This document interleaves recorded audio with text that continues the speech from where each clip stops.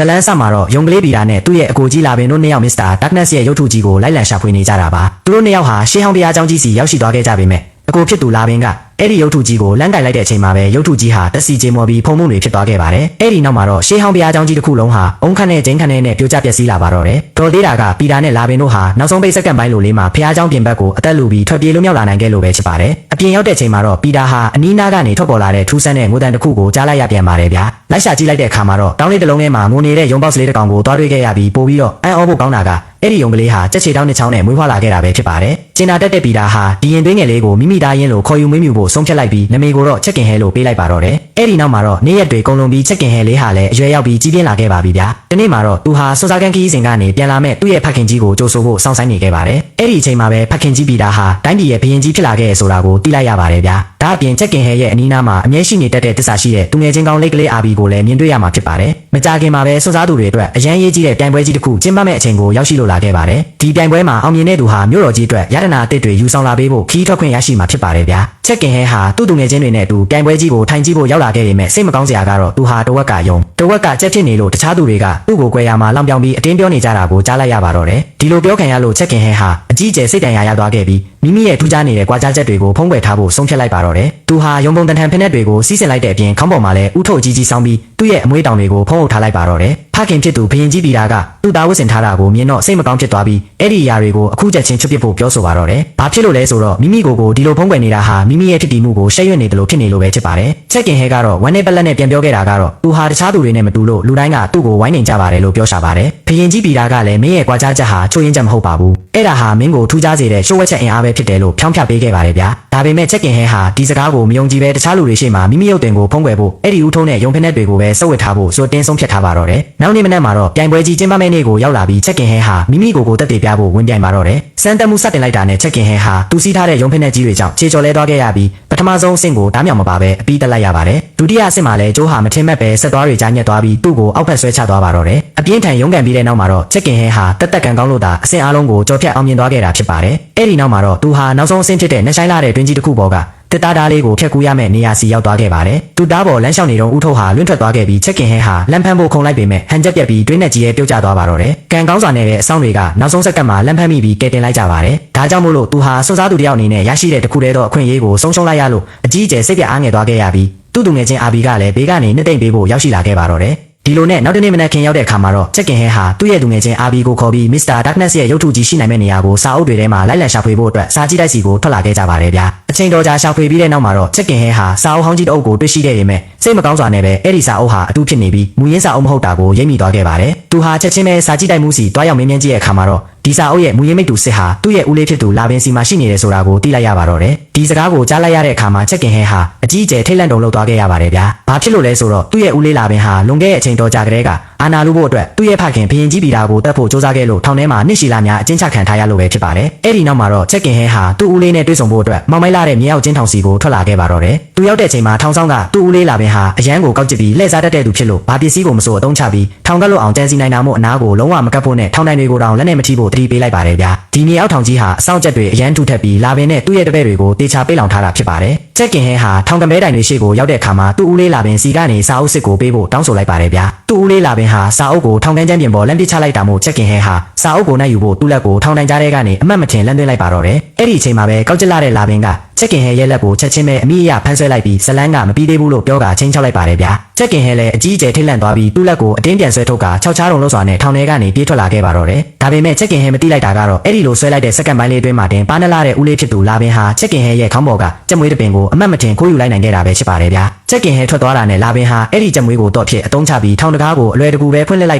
်ကသူ့ရဲ့တပည့်တွေအားလုံးကိုပါထောင်ကနေကဲထုတ်ပြီးသူတို့ရဲ့ရုပ်မာတဲ့အစီအစဉ်ကြီးကိုစတင်ပါတော့တယ်နောက်နေ့မနက်မှာတော့ဘရင်ကြီးပီတာဟာသူ့အကိုလာပင်ထောင်ကလွတ်သွားတဲ့အခြေအနေစီကိုသိရှိသွားခဲ့ပြီးအကြီးအကျယ်ပြာခတ်သွားခဲ့ရပါတယ်ဗျာစုံစမ်းစစ်ဆေးရေးအဖွဲ့ကလည်းလာပင်ရဲ့ထောင်ကန်းထဲမှာရုပ်ထုကြီးရှိရာနေရာကိုပြထားတဲ့မြေပုံဟောင်းကြီးတစ်ခုကိုရှာဖွေတွေ့ရှိခဲ့ကြပါတယ် ဒီလိုနဲ့လာပင်ဟာရုပ်ထုကြီးကိုတွားရောက်ဖြတ်စီးပြီးမြို့တော်ကြီးကိုတင်ပိုက်ဖို့ပြင်ဆင်နေတယ်ဆိုတာကိုအားလုံးကရိပ်မိသွားကြပါတယ်ဗျာအဲ့ဒီအချိန်မှာကြက်ကင်ဟဲဟာလည်းစာအုပ်ကိုလာရှာရင်းထောင်ကန်းထဲပြန်ရောက်လာပေမဲ့အခြေအနေတွေကိုမြင်ပြီးစွန့်သွားခဲ့ရပါတယ်ဖရင်ကြီးပီတာကတော့ဒါတွေအားလုံးဟာမင်းကြောင့်ဖြစ်ရတာဆိုပြီးသူ့သားကြက်ကင်ဟဲကိုအကြီးကျယ်ဒေါသထွက်ပြီးအပြစ်တင်ပါတော့တယ်ကြက်ကင်ဟဲကအမားကိုပြန်ပြင်ဖို့ကူညီပါရစေလို့တောင်းဆိုပေမဲ့ဖခင်ဖြစ်သူကငင်းပယ်လိုက်ပြီးစစ်ရင်စုကြီးကိုပြင်ဆင်ကလာပင်ကိုဖမ်းဆီးဖို့ကိုယ်တိုင်ထွက်ခွာသွားပါတော့တယ်ဒါပေမဲ့ဘရင်ကြီးမသိတာကတော့ကောက်ကျလာတဲ့လာပင်ဟာသူတို့ကိုလမ်းလွဲအောင်လုပ်ဖို့အတွက်ထောင်ကန်းထဲမှာမြေကုန်အတုကိုတမင်တက်ချန်ထားခဲ့တာပဲဖြစ်ပါတယ်ဗျာဖခင်ဖြစ်သူထွက်သွားပေမဲ့ကြက်ကင်ဟဲကတော့အာမလျှော့ပဲထောင်ကန်းထဲမှာတဲလုံစာစစ်ကိုထိုင်ပြီးထက်ရှာနေခဲ့ပါတယ်အဲ့ဒီအချိန်မှာသူ့ရဲ့တစ္ဆာရှိတဲ့သူငယ်ချင်းလေးကလေးအာဘီဟာလည်းဘေးနားကိုရောက်လာပြီးအားပေးခဲ့ပြန်ပါတယ်ဗျာကြက်ကင်ဟဲရဲ့မျက်စိဟာအပေါက်တွေအများကြီးပါတဲ့အဝတ်စုပ်တစ်ခုပေါ်ရောက်သွားခဲ့ပြီးအဲ့ဒီဝတ်စုပ်ကိုပြတင်းပေါက်မှာလမ်းပြီးထောင်လိုက်တဲ့အခါနေအောင်ကြီးဟာအပေါက်တွေကြားထဲကနေကျမ်းပြင်ပေါ်ကတတ်မှတ်ထားတဲ့နေရာတစ်ခုစီကိုအလင်းနဲ့ဖြာချသွားခဲ့ပါတယ်။အဲ့ဒီနေရာပေါ်ကိုစာအုပ်ကြီးတင်လိုက်တဲ့အခါမှာတော့စာအုပ်ကနေအလင်းပြန်ပြီးနေရန်ပေါ်ကမြေပုံဟောင်းကြီးစီကိုတကယ်ရုပ်ထုရှိရာနေရာအတိအကျကိုထိုးပြပေးလိုက်ပါတော့တယ်။ချက်ကင်ဟဲဟာဖခင်ဖြစ်သူနောက်ကိုလိုက်ပြောဖို့အချိန်မမီတော့တာမို့လာပင်ထက်အရင်ဦးအောင်ရုပ်ထုကြီးကိုတွားရောက်တင်ဖို့အတွက်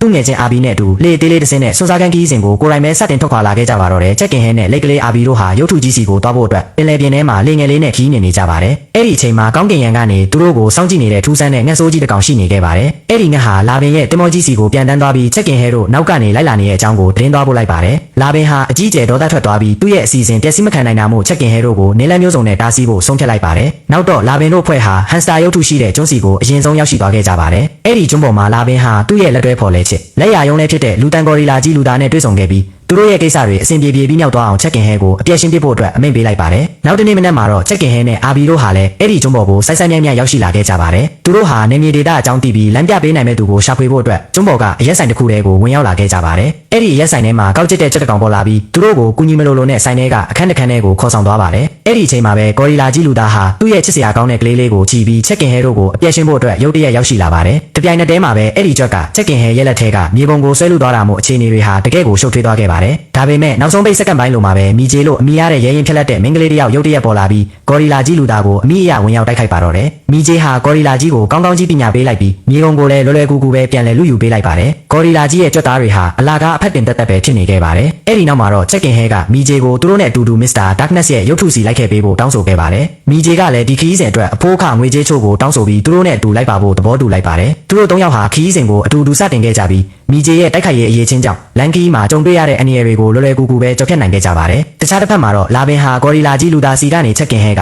လွတ်မြောက်သွားရုံတင်မကပဲမီဂျေကပါသူတို့ဖွဲ့ဝင်ရောက်ပူးပေါင်းသွားပြီဆိုတဲ့သတင်းကိုကြားလိုက်ရပါတယ်။လာပင်ဟာအကြီးကျယ်ဒေါသပေါက်ကွဲသွားပြီးလူသားကိုအတုံးမကျတဲ့ကောင်ဆိုပြီးမောင်းထုတ်လိုက်ပါတယ်။အဲ့ဒီနောက်မှာတော့ချက်ကင်ဟဲတို့ဖွဲ့လန်ကီမှာပိတ်မိသွားအောင်တဲနှုံးရှင်တွေရှိတဲ့နေရာကတတားသားကိုတွားရောက်ဖျက်ဆီးပစ်ဖို့သူ့ရဲ့တပည့်တွေကိုအမြန်ဆုံးအမိန့်ပေးလိုက်ပါတယ်။ရှေ့ဆက်ဖို့လမ်းမရှိတော့တာမို့သူတို့ဟာလာခဲ့တဲ့လမ်းတိုင်းပြန်လဲဖို့စဉ်းစားခဲ့ကြပေမဲ့မီဂျေကတော့အာမလျှော့ပဲသူမရဲ့ခြေအားတိုင်းဒေချာနေပြီးရှောက်ရင်ဖြတ်ကူးလို့ရတယ်လို့ယုံကြည်ချက်ပြည့်နဲ့ပြောပါတယ်။ဒါပေမဲ့ချက်ကင်ဟဲကတဲခြေချလိုက်တဲ့အချိန်မှာပဲအားလုံးလဲချော်ကုန်ပြီးတဲနှုံးတွေကသူတို့ကိုအောက်ကိုဆွဲနေပါတော့တယ်။မီဂျေဟာကျိုးကိုချက်ချင်းပစ်ထုတ်ပြီးလက်ကလေးအာဘီကိုအရင်ဆွဲတင်လိုက်တယ်လို့နောက်တစ်ချိန်ကျိုးပစ်ပြီးချက်ကင်ဟဲကိုပါအမြန်ဆုံးဆွဲတင်ခဲ့ပါတယ်။အဲ့ဒီအချိန်မှာချက်ကင်ဟဲဟာသူ့ရဲ့ယုံဖက်နဲ့အကျုံးမခံရအောင်အတင်းဆွဲထားပေမဲ့ဖက်နက်ကတဲနစ်မြုပ်သွားခဲ့တာမို့သူဟာတဝက်ယုံပွဲချက်ဖြစ်နေတာကိုမီဂျေတယောက်သိရှိသွားခဲ့ရပါတယ်။ချက်ကင်ဟဲခေါင်းပေါ်ကဥထုတ်ပါကျွတ်သွားတဲ့အခါမှာတော့သူ့ရဲ့ခေါင်းကကြက်မွေးတွေကိုမီဂျေတယောက်မြင်တွေ့သွားပြီးသူတကယ်ပြန်တန်းနိုင်သလားဆိုပြီးဆက်စုပါတော့တယ်။အဲ့ဒီနောက်သူတို့၃ယောက်တော့ထဲဆက်လက်လျှောက်လန်းလာခဲ့ကြစဉ်မှာတော့မထင်မှတ်ပဲထောင်ချောက်တစ်ခုတည်းကိုဝုန်းခနဲ့ပြုတ်ကျသွားခဲ့ကြပါတယ်။ဒီထောင်ချောက်ဟာတောဝက်ရိုင်းမျိုးနွယ်စုတွေထောင်ထားတာဖြစ်ပြီးသူတို့၃ယောက်လုံးကိုတတိလက်အောင်လောက်ကဖမ်းဆီးခေါ်ဆောင်သွားပါတယ်။ဝက်ရိုင်းမျိုးနွယ်စုခေါင်းဆောင်ကြီးရဲ့ရှေ့ကိုရောက်တဲ့အခါမှာတော့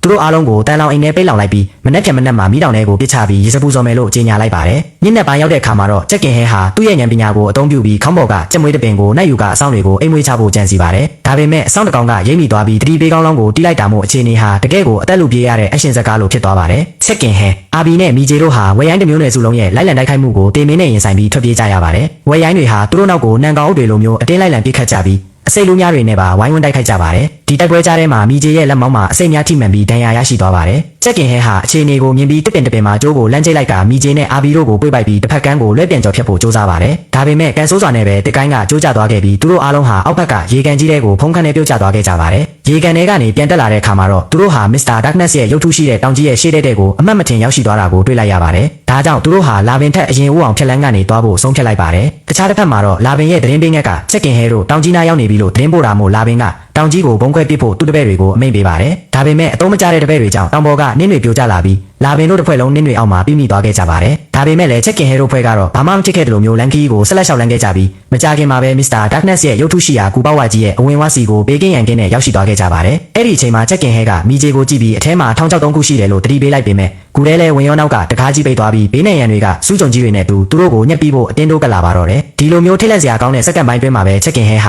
ာသူ့ရဲ့ညံကိုသုံးပြီးနေရန်ဘော်ကဖေနီးတွေကိုအမြန်ဆုံးလိုက်လံဖြည့်ရှင်းလိုက်တာမို့နောက်ဆုံးပိတ်စက္ကန့်ပိုင်းလိုမှာနေရန်တွေကိုရပ်တန့်စေခဲ့ပြီးသူငယ်ချင်းတွေကိုကယ်တင်နိုင်ခဲ့ပါတယ်စာအုပ်တွေဖတ်ခဲ့တာဟာတကယ်ကိုအသုံးဝင်သွားခဲ့ပါတယ်အဲ့ဒီတကားကိုကြောက်ဖြတ်ပြီးတဲ့နောက်မှာတော့သူတို့နောက်ကိုအချိန်ပြင်းပြင်းနဲ့လိမ့်ဆင်းလာတဲ့ကြောက်တုံးကြီးတစ်ခုကထပ်မံချင်း6လာပြန်ပါတယ်ချက်ကင်ဟဲဟာရုပ်ထုကြီးရဲ့အောက်ခြေမှာကပ်ပြီးချက်ချင်းရက်လိုက်တာမို့ကြောက်တုံးကြီးဟာသူတို့ကိုမထိမှန်ပဲအပေါ်ကနေကျော်လွန်သွားခဲ့ပါတယ်နောက်ဆုံးမှာတော့သူတို့ဟာဟန်စတာရုပ်ထုစီကိုပို့ဆောင်ပေးမဲ့မဝင်ကပါတကားပေါက်စီကိုအောင်မြင်စွာရောက်ရှိသွားခဲ့ပါတယ်အဲ့ဒီနောက်ချက်ကင်ဟဲတို့ဖွဲ့ဟာမဝင်ကပါတကားကိုကြောက်ဖြတ်ပြီး Darkness Hamster ရှိရာနေရာကိုရောက်ရှိသွားခဲ့ကြပါတယ်ဒါပေမဲ့အားလုံးထင်ထားသလိုရုပ်ထုကြီးမဟုတ်ပဲအရန်ကိုကြောက်စရာကောင်းတဲ့ရာဇလန်တန်ကြီးတစ်ခုဖြစ်နေတာကိုအံ့ဩဖွယ်တွေ့လိုက်ရပါတယ်ချက်ကင်ဟဲကလန်ဒန်ကိုလန်ပြီးကြိုင်လိုက်တဲ့အချိန်မှာပဲကောက်ကျစ်လာတဲ့ဦးလေးလာပင်နဲ့သူ့ရဲ့တပည့်တွေဟာအစိုးဆုံးချိန်မှာရုတ်တရက်ပေါ်လာပြီးမီဂျေနဲ့အာဘီတို့ကိုဓာစာခံဖြစ်ဖမ်းဆီးလိုက်ပါတယ်လာပင်ကလန်ဒန်ကိုမပေးရင်သူငယ်ချင်းတွေကိုတက်ပစ်မယ်လို့ချင်းချောက်နေတော့လာပင်ရဲ့သတင်းပေးငဆိုးကြီးကချက်ကင်ဟဲလက်ထဲကလန်ဒန်ကိုဖျက်လို့ပြီးသူ့တခင်စီအပ်လိုက်ပါတယ်လာပင်ဟာရာဇလန်တန်ရဲ့ကြောက်မက်ဖွယ်အင်အားကိုစတင်အသုံးပြုလိုက်တာနဲ့ရေခဲပြင်ကြီးကွဲအပ်သွားပြီးအေးခဲနေတဲ့ဟန်စတာစစ်တပ်ကြီးထွက်ပေါ်လာပါတယ်အဲ့ဒီဟန်စတာတွေဟာလန်ဒန်ထဲကိုဝင်ရောက်သွားပြီးဖျက်ဆီးခြင်းအင်အားတွေကိုဖြည့်တင်းပေးလိုက်ပါတယ်လာပင်ဟာချက်ကင်ဟဲတို့ဖွဲ့ကိုကျိုးနေတော့ပြီးတရားပေါ်ကနေအောက်ကိုပစ်ချဖို့သူ့တပည့်တွေကိုအမိန့်ပေးလိုက်ပါတယ်တော်သေးတာကသူတို့အားလုံးဟာရေခဲတုံးကြီးပေါ်ကိုပြုတ်ကျသွားခဲ့ပြီးတပည့်တွေရဲ့အသုံးမကျမှုကြောင့်ကျိုးတွေကအလိုလိုပြေးသွားခဲ့ပါတယ်လာပင်ကတော့သူ့ရဲ့တပည့်တွေကိုခေါ်ပြီးတိုင်းပြည်ကိုတိမ့်ပိုက်ဖို့ထွက်ခွာသွားပါတယ်အဲ့ဒီအချိန်မှာချက်ကင်ဟဲဟာမီဂျေရဲ့ကျိုးကိုယူပြီးတောင်ပေါ်ကနေစွတ်စွတ်စားစားခုန်ချလိုက်ပါတယ်အဲ့ဒီအချိန်မှာပဲအန်ဩစရာကောင်းတာကချက်ကင်ဟဲဟာတကယ်ပဲပြန်တန်းနိုင်နေဆိုတာကိုသိရှိသွားပြီးတစ်ဖက်ကန်းကိုကူးကမီဂျေနဲ့အာဘီတို့ကိုပါဘေးကင်းအောင်ကူညီပေးခဲ့ပါတ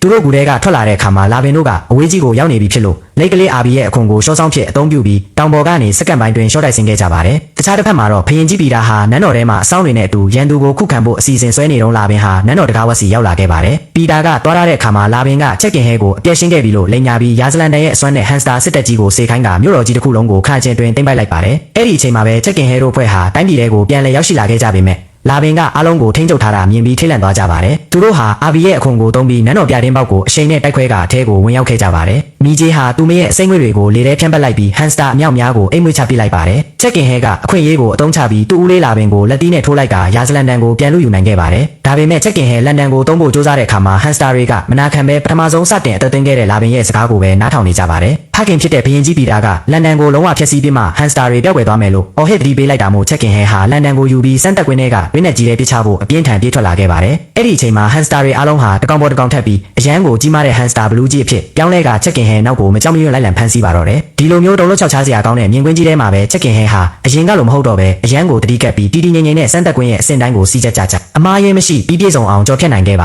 ယ်ချက်ကင်ဟဲဟာတွင်းနဲ့ကြီးရှိရာနေရာကိုရောက်တဲ့အခါမှာအာဘင်ရဲ့သတင်းပေးငဆိုးကြီးကလန်ဒန်ကိုဖျက်လူပြီးအပေါ်ကိုပြန်တက်သွားခဲ့ပါတယ်ဒါကိုမြင်တဲ့ဘရင်ကြီးပီတာကချက်ချင်းဝင်ရောက်ဆွတ်ဖက်ပြီးသူ့ရဲ့ညီဖြစ်သူလာပင်နဲ့နှစ်ယောက်ချင်းအတေးလဲစတင်တိုက်ခိုက်ကြပါတော့တယ်ချက်ကင်ဟဲဟာအနီးနားမှာရှိတဲ့မီရှူမီပန်းတွေကိုယူပြီးကောင်းကင်ဘော်ကိုပစ်ဖောက်လိုက်တာမို့ငဆိုးကြီးစီကနေလန်ဒန်ပြုတ်ကျသွားသလိုတွင်းဘော်ကပိုက်ကွန်လဲပွင့်ထွက်သွားခဲ့ပါတယ်လာပင်နဲ့ချက်ကင်ဟဲတို့နှစ်ယောက်လုံးဟာလန်ဒန်ကိုအလူအယက်ဖမ်းဖို့အတွက်တစ်သားဓာတ်ဘော်ကိုခုန်ဆင်းပြီးပြင်းထန်တဲ့တိုက်ပွဲကြီးတစ်ခုထပ်မံဖြစ်ပွားခဲ့ပြန်ပါတယ်တိုက်ပွဲရဲ့ပြင်းထန်မှုကြောင့်တစ်သားဓာတ်ကြီးဟာမခံနိုင်တော့ပဲပြိုကျပျက်စီးသွားခဲ့ပြီးသူတို့နှစ်ယောက်လုံးတွင်းနဲ့ကြီးတဲ့ကိုပြုတ်ကျသွားပါတော့တယ်ဒါပေမဲ့ရဲရင်နဲ့ချက်ကင်ဟဲဟာသူ့ဦးလေးလာပင်သူ့အပေါ်ဘလောက်ပဲရုံမာခဲ့ပါစေစိတ်ကောင်းဝင်ပြီးလာပင်တွင်းနဲ့ပြုတ်မကျအောင်လက်ကိုလမ်းပြီးကဲတင်ခဲ့ပါတယ်ဒါပေမဲ့ကျေးဇူးကန်တတ်တဲ့လာပင်ကတော့ခြေချစရာမြေပြင်ကိုရောက်တာနဲ့ချက်ကင်ဟဲကိုတစ္ဆာဖောက်ပြီးတွင်းနဲ့ကြီးတဲ့ကိုအတင်းနှုံးချလိုက်ပါတယ်လာပင်ကိုယ်တိုင်လည်းတရားမိလောင်ပြီးပြုတ်ကျတဲ့အချိန်ကြောင့်တွင်းထဲကိုအတူတူပြုတ်ကျသွားပြီးချက်ကင်ဟဲကိုပါအောက်ကိုဆွဲချပါတော့တယ်အဲ့ဒီတေးရှင်ရဲ့အချိန်ခါမှာပဲချက်ကင်ဟဲဟာသူ့ဖခင်ပြောခဲ့တဲ့မင်းရဲ့ကြွားကြားချက်ဟာမင်းရဲ့အင်အားပဲဆိုတဲ့စကားကိုရုတ်တရက်တတိယသွားခဲ့ပါတယ်သူဟာမိမိရဲ့ဖြစ်တည်မှုကိုပထမဆုံးအချိန်ဖြစ်ရဲရင်စွာလက်ခံလိုက်ပြီးသူအမြဲတမ်းရှက်ရွံ့ခဲ့တဲ့အမွေးတောင်တွေကိုဖြန့်ကားကအတောင်ပံတွေကိုအကုန်ခတ်ပြီးအပေါ်ကိုပြန်တက်လိုက်ပါတော့တယ်ချက်ကင်ဟဲဟာတေမင်းတွင်းနဲ့ကြီးတဲ့ကနေမိမိကိုယ်အောင်မြင်စွာကဲတင်နိုင်ခဲ့ပြီးကောက်ကျစ်တဲ့လာပင်ကတော့တွင်းနဲ့ကြီးရဲ့အောက်ခြေမောင်မိုက်ဒေတာစီကိုပြုတ်ကျပြီးထိုက်တန်တဲ့ပြစ်ဒဏ်ကိုခံရပါတော့တယ်လာပင်တေဆုံးသွားတာနဲ့တပြိုင်နက်မျိုးတွေက